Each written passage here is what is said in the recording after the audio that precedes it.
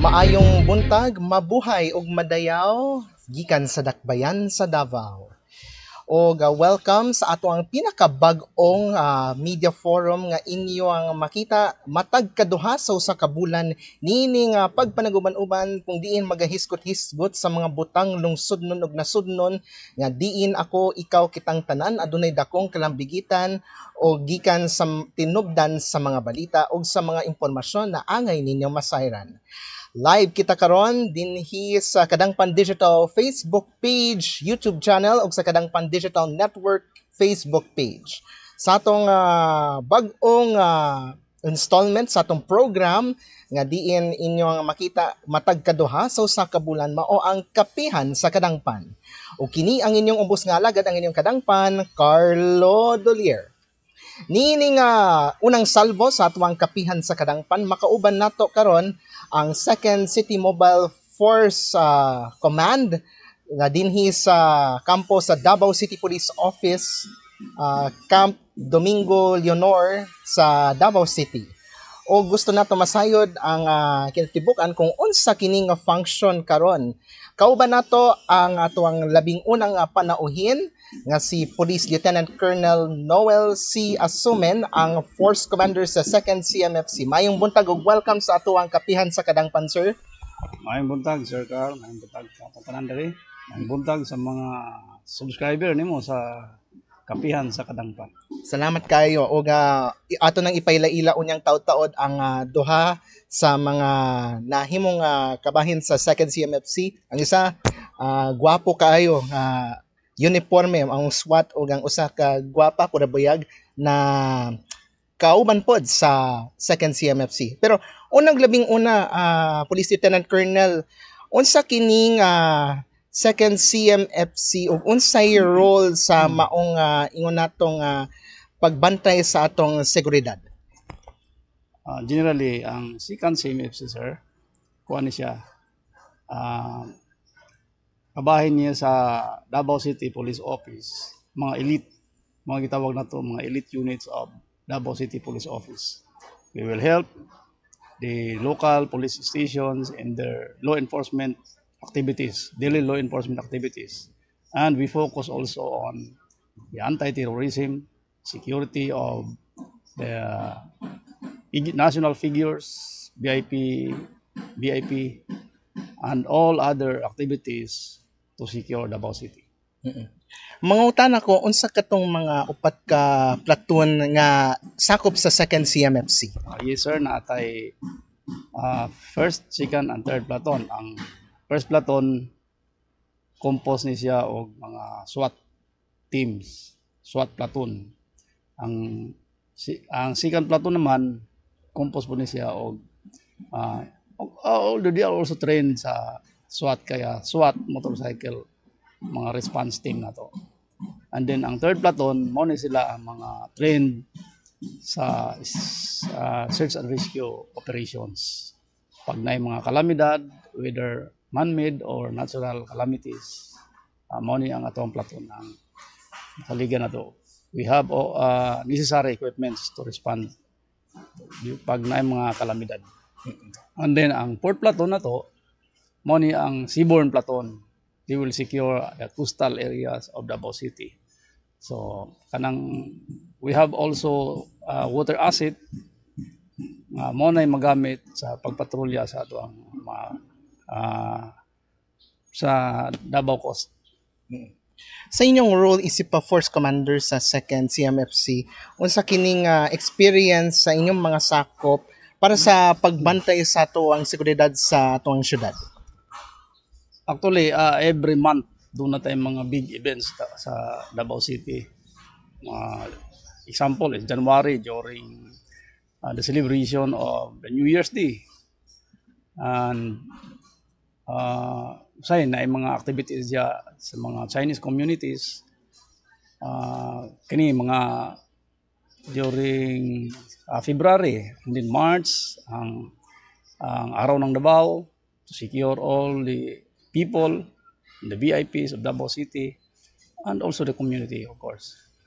And then March, April, I think we have major events from April, May, June, ang di nato malimtan kining June during the opening of class. Karon tayo ng mga brigada eskwela, mga donations of school supplies sa mga indigenous people sa especially sa mga gidas areas sa Davao City.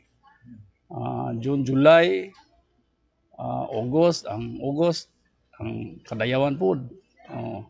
September, October, so October, November, so kanang mga month November, until December na ang kaning All Souls Day, All Saints Day, so grabe ang influx sa Davao City. In and out sa Davao City. Muna ato ang ginabantayan no, sa and then December of course. Biro mo pag start pa ng December, January until December 31 napaka-busy ang community sa Davao City. So we need to activate our alert sa Davao City Police Office. And then we also have deployed border control points personnel.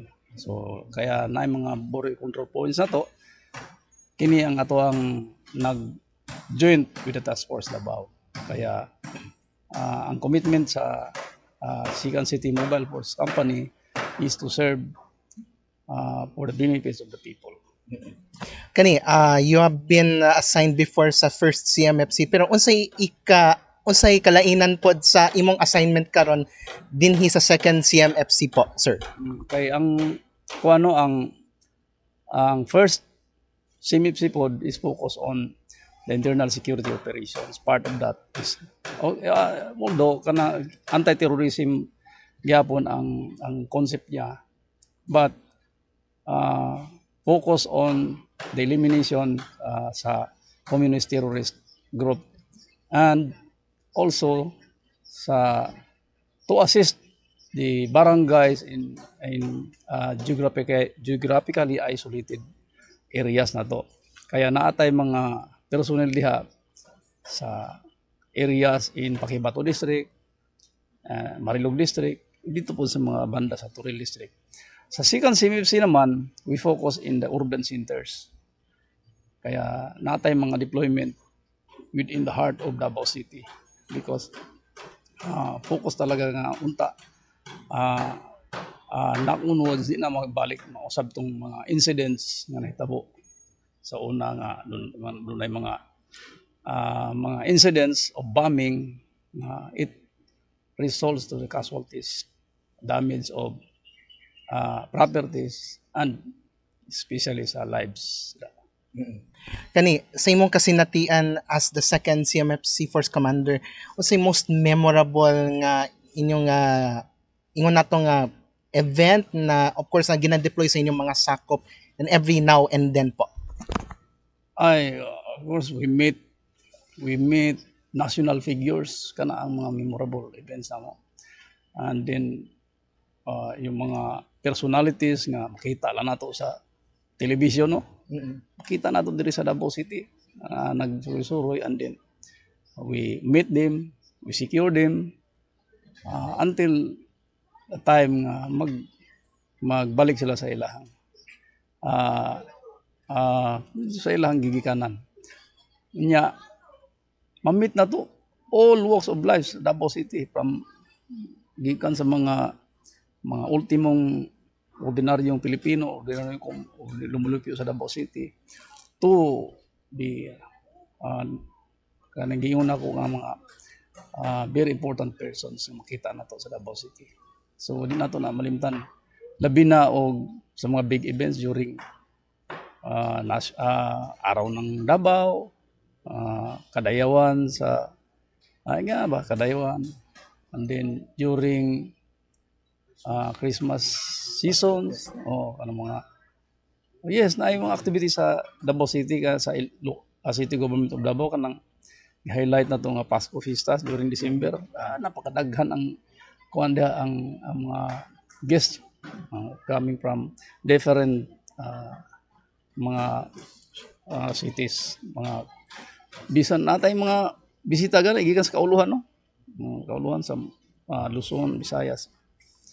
So mo na yung mga memorable incidents na to. And then of course gi-consider po nato ang mga memorable incidents kanang mga we responded nga nagkaroon ng last time ang atuang SWAT we responded during hostage negotiation, hostage taking, usay na di man nato ikuan nga consider nato basta when it results to damage of life or loss of life, we consider it as a failure on our part. Kaya we keep on kanang nami mga regular nga training activities sa atuang special weapons and tactics personnel para we shared kung sa tuy mga lessons learned nga among na-encounter nga pag mga dili maayo nga mga incidents nga itabo, we share para di na namo na ma-experience sa maabot ng mga adlaw kung dunay mga inguna ng mga incidents. Muna na siya ang amuang kuan. Okay. So karon mga kaigsunan ato na nga makauban pod ang sakop pod sa second CMFC o ato nang ipaila-ila katong si sir na naka SWAT uniform gyud o naintrigo gyud ko kay daghan gyud mga bit-bit. Okay, so palihog ipaila-ila imong kaugalingon usa imong ranggo. May buntag sa tanan, sir, mga tigpaminaw o nagatanaw sa kapihan sa kadaghanan. Ako dahil si Police Staff Sergeant Chris Berhil Pabuhat sa 2nd CMP SWAT Unit. Okay. Sir, mangutan ako kanang pila na katuig actually ang imuhang pag-deploy dinhi sa tuwang syudad in under 2nd CMFC po, sir? Sa kuan ako diri, sir, mga kuan ako diri 4 ka tuig na ko na kuan sa DCPO SWAT. So unsa man na nang imong kasinatian sa pagsalmot o sa pag-deploy sa matag events nga gina-assist for the security sa tuwang syudad po? Ang mga kuan na mo diri nga mga events daghan kanang pare ng mga araw ng Davao, deploy mi mga bisita sa mga VIP diri sa Davao, gin-secure namo pati tong gikan sa kauluhan nga nay mga kuan diri sa Dakbayan. Kani ang imong bit-bit man gud dili ba lisod sa imuha ani nga pag bit-bit naning daghan kaayong bit-bit labi ng mga magazine ibong mga bit-bit diha sa mataga event na inyo nga gina-assignan? Dili man, sir, na andad naman niya kinahanglan man pud ta mag kuan physically fit jud permi para di maglisod kung nay respondihan ay mga kulian dili kuan mo sanay na sa binitbita aning dala namo, sir. Ani suportado ba imong family aning imong pag salmot dinhi sa imong gina-assignan po? Sir, suportado ko sa akong pamilya. Bisag asa ko mga kuan samot diri sa SWAT. Okay, mo pud gina-consider po na akong pamilya. Gani. O kani daghan batag ang mga kasinatian pero unsay memorable para sa imo hagyod sa kadaghanan nimo sa upat nimo katuig isip sakop sa 2nd CMFC, sir? Balik atong nahitabo sa marag nahuslog siya og hostage siya nga kuan member lang sa ilang family bali Pakistani ang nabana to ang anak dakong tao girespondihan namo kay ang hostage wala may nagamit og kuan baril kamot lang yun pangamot amo gi kuan ang tao dako kay tao mga 6'1", 6'2", ya pila ray height na to. Pero kaloy sino walay kuan way na tabo nga baril nga nibuto amo siyang na take down mo tong nakuha gid siya respondihan namo tong higayon. Lagi dili lalim gyud ang inyong sakripisyo gyud.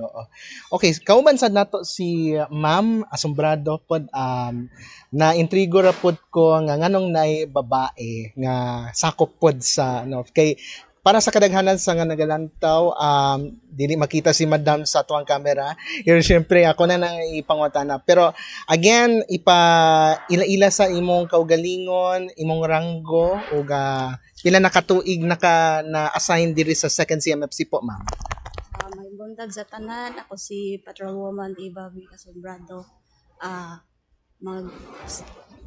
Almost 6 years pa sa serbisyo, sir. Dugay kayo, mas dugay pa ka kaysa kang sir, no? Pero Rodri sa sikan si MIPC, sir, Mag Pagulong ni. 6 months. 6 months. Kung nga sa tuig, no, ma'am? Oo. Yes, sir. Oo. Kani, usay ano, pakiramdam nimo nga naagyoy sakop nga sa CMFC nga patrol woman pod at the same time katong pag-deploy pod sa inyong gina-assignan in every event po. Kuan kayo sir no kana makakuan sa kagalingon nga murag makasabay pud mi sa deployment sa murag patas lang pud ang treatment sa amuang tanan diri sir. Ano?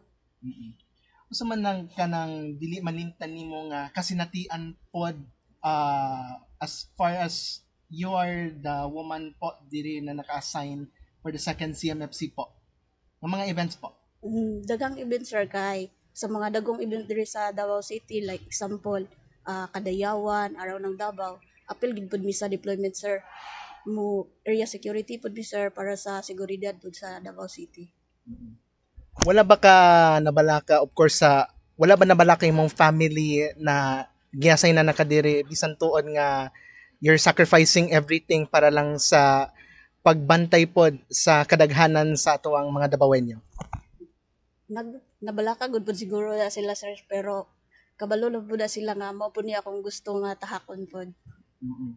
Pero ani, ma'am, sa kadaghanan pod nga imong nabat kay nakita nimo nga na-miss nimo nga buot nimo balikan pod katong oras unta sa imong pamilya. Naa gud sir pero kay mao na man ni akong ipili murag panindigan na pud nako nga magserbisyo pod sa katawan pod. Ani. Sir, gusto lang nako i-ask regarding sa nabadyoy training regarding sa ingon aning pag salmot sa second CMFC ug sa kinatibuk-an pod. Ay, of course, tanan na to i-train kuan labi na atong mga abi nimo Sir Carl kini atong mga babae no mas madali tudloan no. Nya mas kuan sila, mas flexible sila. Lalo na sa pag handle sa firearm. Naku walay kuan. Walay ang steady ang kuan nila, ang pulso ba. Kumpara sa ato ang kalalakihan no kay siguro ang atong kalalakihan siguro kuan more stress na siguro. Sigurang sa balay mo sila ang kuan napay mga bisyo siguro no mao na yung kapikto. Pero ang atong mga babae no kuan kay sila kaya dali na to makita ang mga sharpshooter sa mga kababaihan. Nasa kababaihan gyud ang makita na to ng mga sharpshooter. Kay mao na gina ingon ako nga siguro kuan sila kanang factor gyud na ang kuan ang magkaingon ta nga ang kalalakihan high risk sa mga abuso sa atong panglawas ba sa atong pang intake isa diha kaya atong mga babayan mga conscious magayani sila. Kumpara na to sa atong mga kalalakihan labi na og nay mga okasyon na di mawala ang inom usay ang uban mga hubog madala masira ang atong kuan ang atong makaapekto sa atong lawas. So kinahanglan gyud nato nga ang bantayan ang atong health. Isa gyud na sa maski asa ta nga profession ang health gyud ang atong kapital. Kaya tan-aw na to ni Sir Carl no. Tan-aw kinsa ang mas taas ang kinabuhi. Ang kababaihan ba o ang lalaki? O akong na-observe no mauna ang katigo ang lalaki. Pero debatable gihapon ni siya kung kinsa yung magdugay ani nga kalibutan na. Okay. Ma'am, mga tanak ko, dili ba lisod pod nga ingon nato nga mag-handle sa mga armas pod in terms of mag-training or dili ka kanang when the time nga in the line of duty pod, ma'am? Para sa ko sir matunan man ang tanan kay nagini-train man gid pod mi tanan unsaon pag-handle sa mga safety ug uban pa mga na sir. Dili ba siguro bugat nga mga weapon na imong ginadala pod? Bugat sir pero mas nasanay naman kay perminti naman pud ginabuhat perminti na ginadala kung sa deployment sa gawas. Yes na. Okay, isip pang ulahin na lang na pangutana. Pwede, isip pang ulahin na lang ako ng pangutana. Ayapan na ako mangutana sa tuwang kauban. Co-producer na mo ni. Actually, unahi, unsa gyud ang ingon natong piece of advice ngadto sa atong mga buot mo salmot aning maong force command para lang sa atong mga seguridad sa atong syudad. Sige sir, kini encourage na ko ang mga kabatan-onon na to. Nga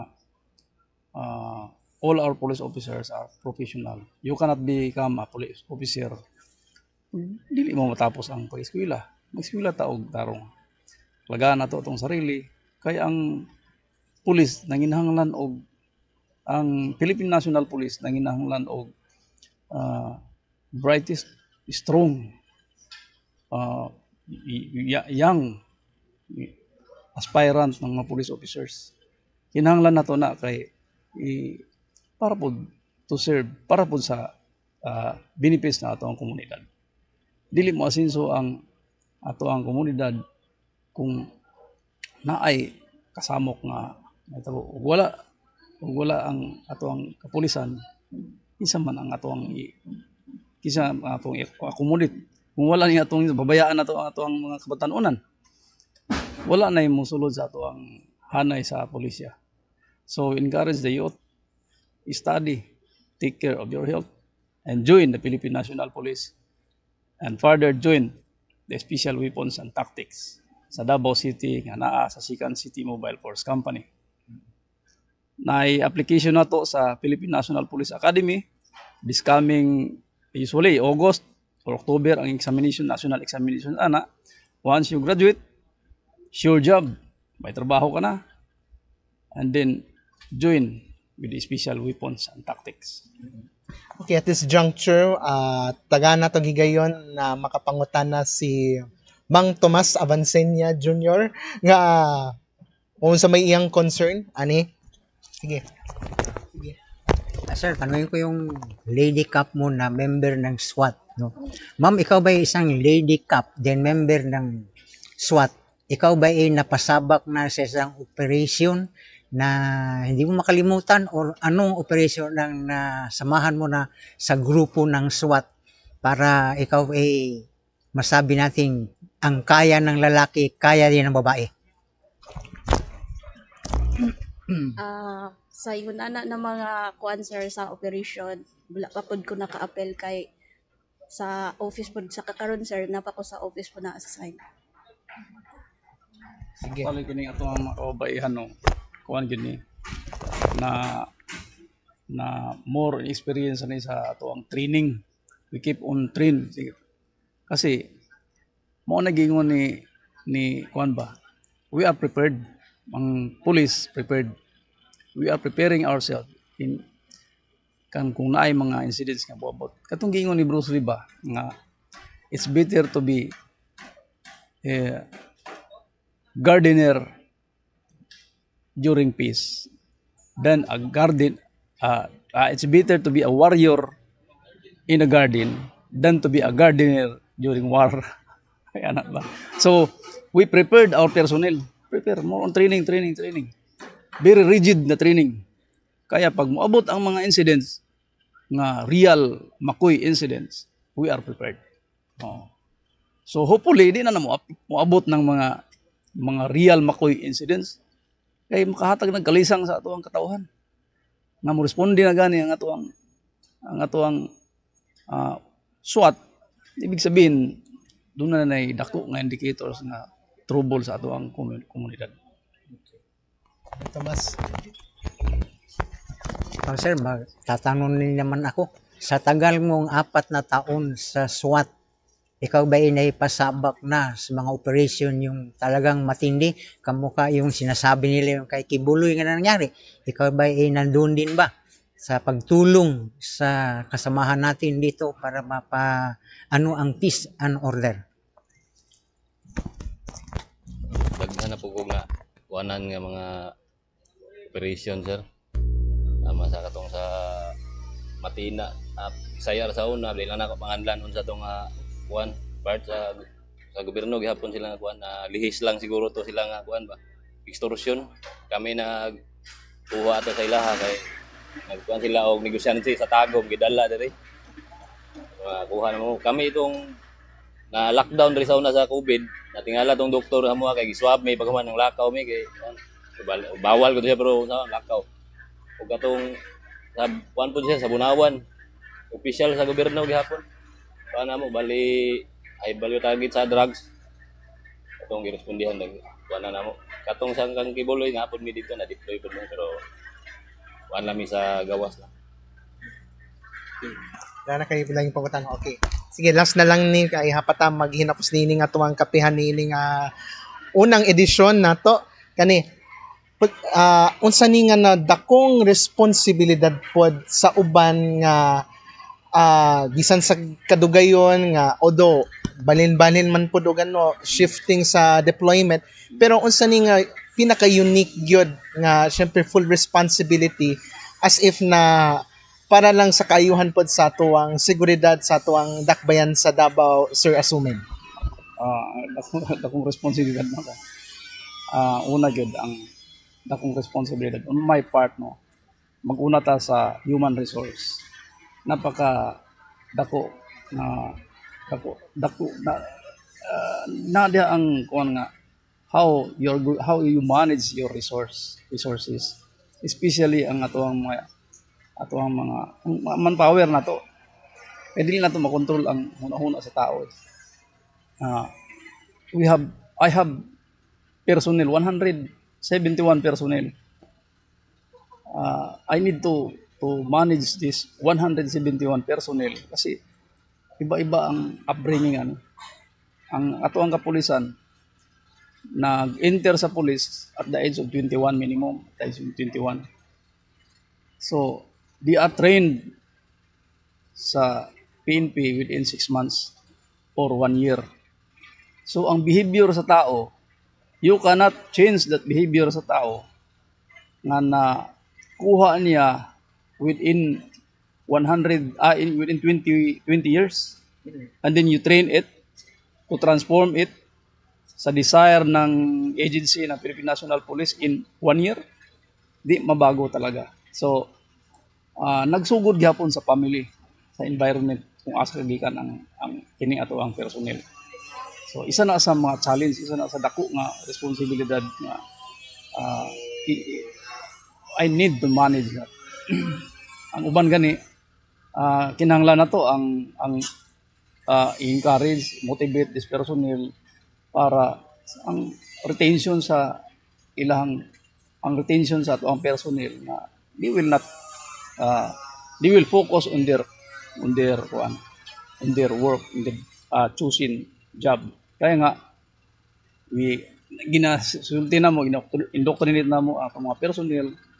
Once you become a police officer, you are now a government property. This is the life of a police officer. This is the life you choose. Kaya you accept it. Hopefully until the time mag-retire pa. Another is of course ato ang mga logistics. To manage the logistics to support from the Philippine National Police and the city government of Davao. Dako ang responsibilidad to maintain that ang efficiency sa atong logistical mga equipment until na kuan siya ba parang example how you maintain the mobility ng ato ang personnel, ng armaments, ng mga radio communications. Yun dako kayo ang challenge on our part. And then, of course, ang challenge ng internal and external mga nakapalibot sa SWAT sa Sikan City Mobile Force. Pressure from outside. Pressure pag sinabing internal pressures. Of course, ato ang pressure from the higher headquarters. Pressure from our superior officers in Davao City. Mga mandates ng ato ang city director, mga mandates ng atong regional director. That is part of our pressure. How we maintain, how we can comply with it, with that pressure. Pressure internal, external. Pressure from the city government of Davao. Hopefully, we can also comply the requirements of the city government. And then the pressure of the community. Bawal ang patulog-tulog na pulis. Patulog-tulog ka, mabas ka sa social media. Pulis pa, patulog-tulog, padako lang itlog, lagi kuan. Ayun na. So, we need to be active sa part. We need to contribute. To contribute ang gusto sa ato ang city government. Ang gusto sa ato ang city director. Ang gusto sa ato ang regional director. Ang gusto lang naman to maintain the peace and order of Davao City. Dalawa.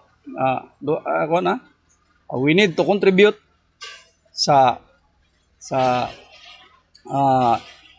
crime prevention, and then we need to contribute crime solution. Muna ang nako kay nga salin sa part. Okay, last na pangutana gikan kang Tomas Avancenia. Kay Sir Asumid, nakalimutan yung darating na next month, yung Duaw Davao. 1 month celebration man yan, sir.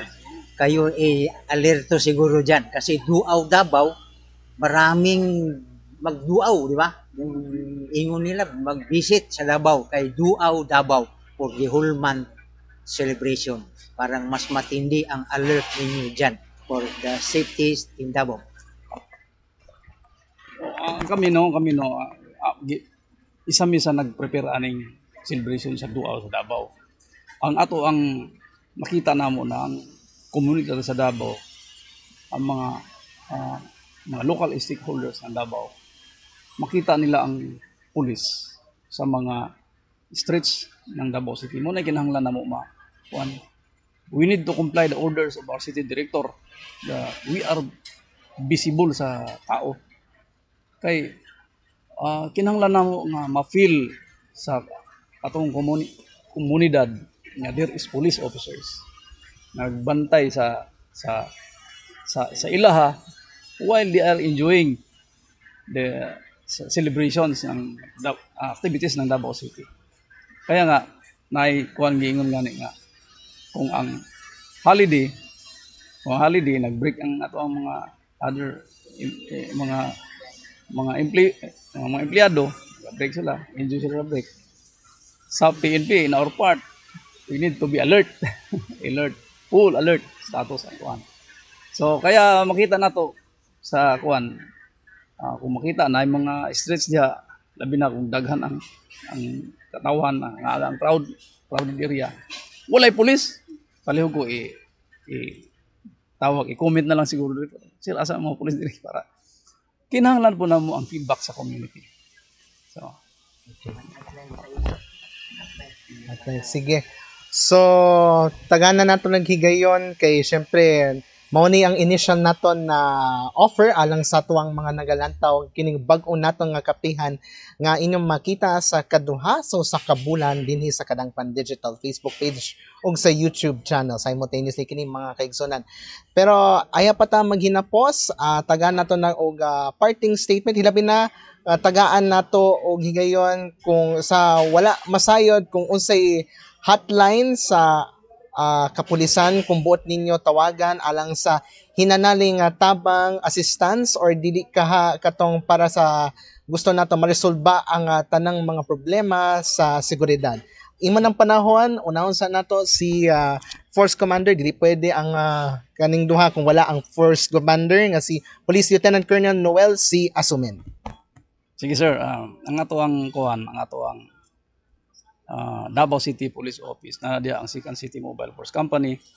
Click lang ang Davao City Police Office, DCPO.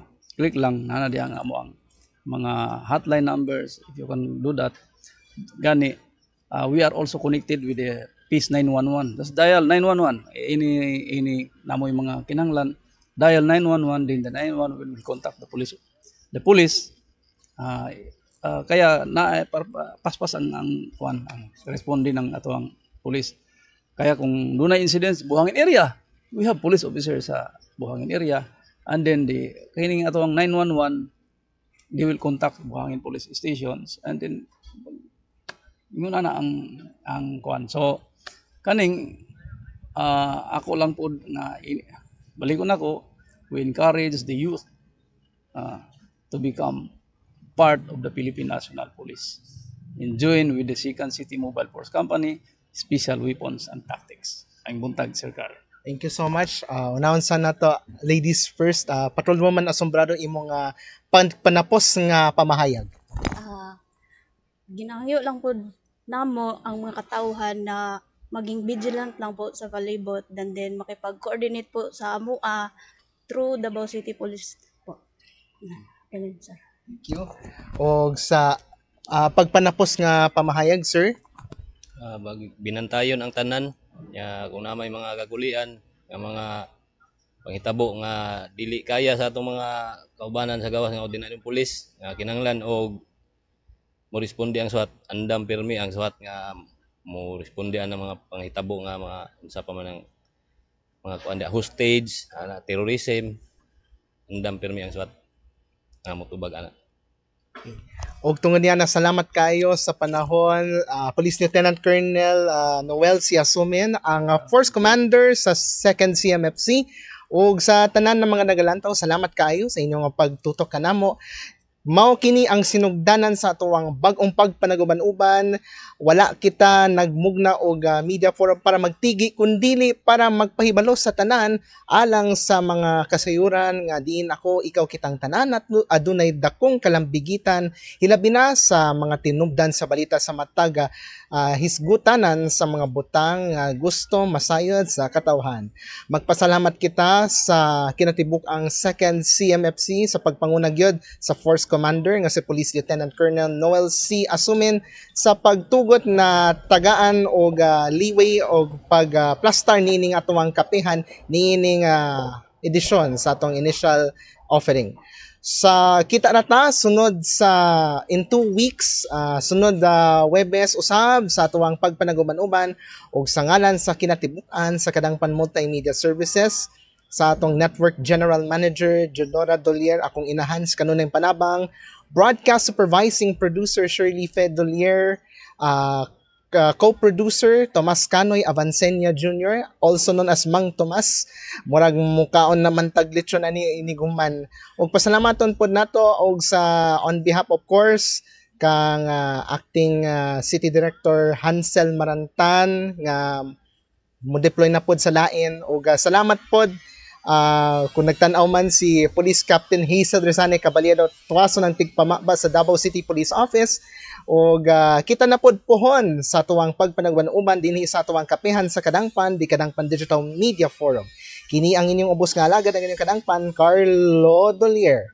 Alang sa hinigugman nakong syudad sa Davao ug sa pinalanggang nasud Pilipinas, daghang salamat, maayong buntag kanatong tanan, amping permente og mabuhay og madayaw. Kita na ta sunod sa in 2 weeks time. Salamat.